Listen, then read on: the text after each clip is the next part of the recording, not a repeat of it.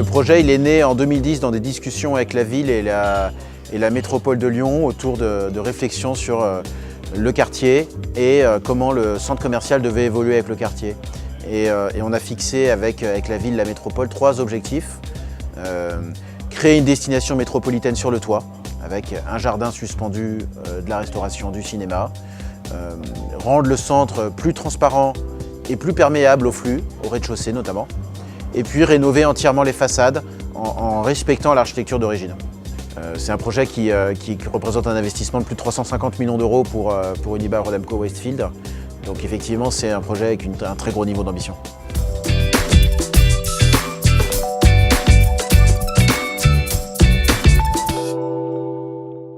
L'enjeu, c'était de penser un programme et un projet qui soit parfaitement adapté à la situation, et puis de réfléchir d'organiser ce projet de manière à maintenir le centre en activité pour que nos commerçants continuent à vivre comme avant pendant le chantier. On va changer ce sol, le sol du Mail qui a 35 ans maintenant, qui date de 1975, et on vient rénover également le plafond et redécorer toutes les circulations verticales, avec une ambiance beaucoup plus urbaine.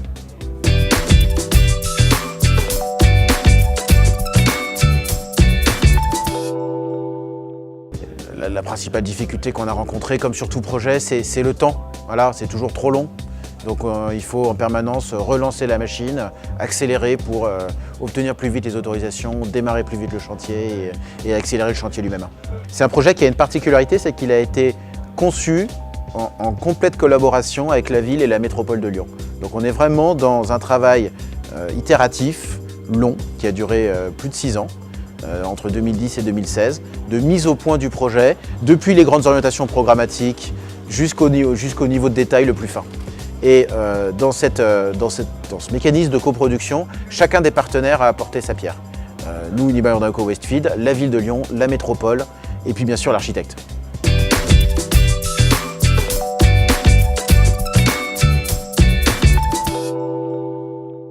Alors cette terrasse, elle va être exceptionnelle, elle va être accessible par 3 escaliers monumentaux. Elle va être accessible depuis l'intérieur du centre également avec l'escalier de la place centrale de la Part-Dieu qui va être étendu d'un niveau.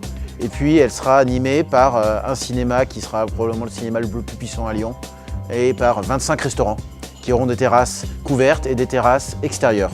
Voilà, pour bénéficier de la météo les beaux jours. Cette terrasse, elle vient combler d'abord un manque très important en restauration dans le quartier de la Part-Dieu. Et puis, elle vient créer une dimension loisir, événementielle extrêmement cruciale. Donc, ce qu'on espère et ce qu'on attend, c'est que les habitants de Lyon et les travailleurs de la Part-Dieu puissent profiter de cette terrasse de restauration tous les jours quand ils y travaillent ou tout le week-end quand ils y vivent. Et puis en toiture, cette fameuse Dining Plaza, ce qu'on appelle la Dining Plaza, qui est le lieu avec les 25 restaurants. Ils auront des terrasses intérieures surplombées par une verrière monumentale inspirée par Mondrian. Voilà, donc une verrière avec des ouvertures de différentes formes, de grandes dimensions et extrêmement transparentes.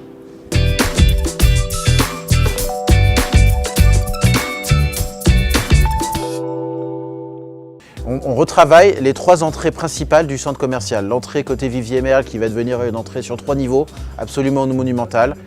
L'entrée côté Bouchu qui est reconstruite, ainsi qu'à côté la place Bibliothèque qui va être animée avec de la restauration. Et puis surtout, on crée, ce qui n'existait pas, une entrée du côté du centre-ville qu'on appelle la Lanterne, qui sera une entrée gigantesque à 2 niveaux qui permettra de rentrer dans le centre commercial au niveau de la rue et également au niveau de la dalle, au pied de la Tour Crayon.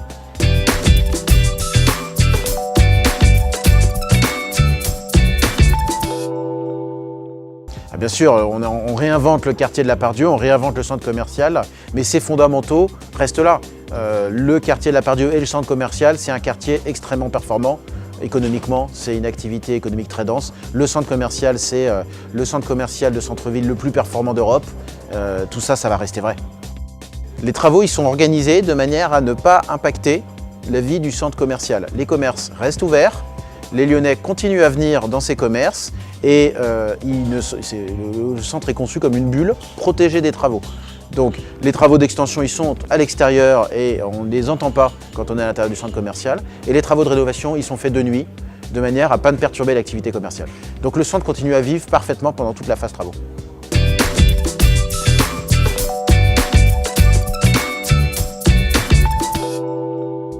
Le gros œuvre se termine à la fin de l'année 2019 et on ouvre l'essentiel du projet au printemps 2020.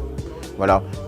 Donc au printemps 2020, les Lyonnais pourront découvrir un centre commercial entièrement rénové, une dining plaza avec 25 restaurants et un cinéma exceptionnel.